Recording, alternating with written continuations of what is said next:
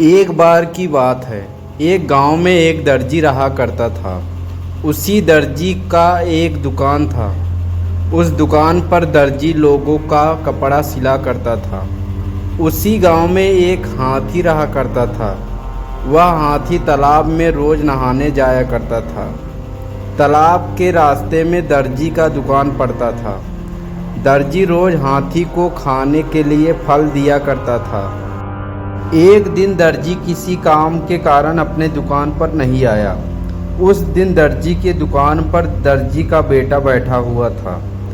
हाथी ने अपना सूंड दुकान के अंदर किया ताकि दर्जी कुछ खाने के लिए दे सके, पर आज तो दर्जी दुकान पर था ही नहीं। दर्जी के बेटे ने हाथी के सूंड में सुई घुसा दिया, जिसके कारण हाथी को पीड़ा होने लगी। हाथी ने सोच लिया कि आज दर्जी के बेटे को सबक सिखाना ही होगा। उस समय वह हाथी नहाने के लिए तालाब की ओर चल दिया। जब वह तालाब से नहाकर आ रहा था तो उसने अपनी सूंड में कीचड़ भर लिया। सूंड का कीचड़ लेकर दर्जी के दुकान पर फेंक दिया। कीचड़ के कारण दुकान में मौजूद सभी नए कपड़े खराब हो गए। साथ ही दर्जी का बेटा भी गंदा हो गया। अब दर्जी के बेटे को सबक मिल चुका था। जब दर्जी को यह खबर मिली तो उसे बहुत दुख हुआ।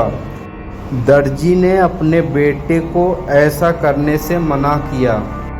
अगले दिन दर्जी ने हाथी को प्रेम किया, उसके सर को सहलाया।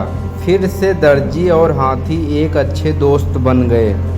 अब दर्जी के दुकान पर जब भी हाथी आता है तो उसे दर्जी और दर्जी का बेटा खाने को फल दिया करते हैं।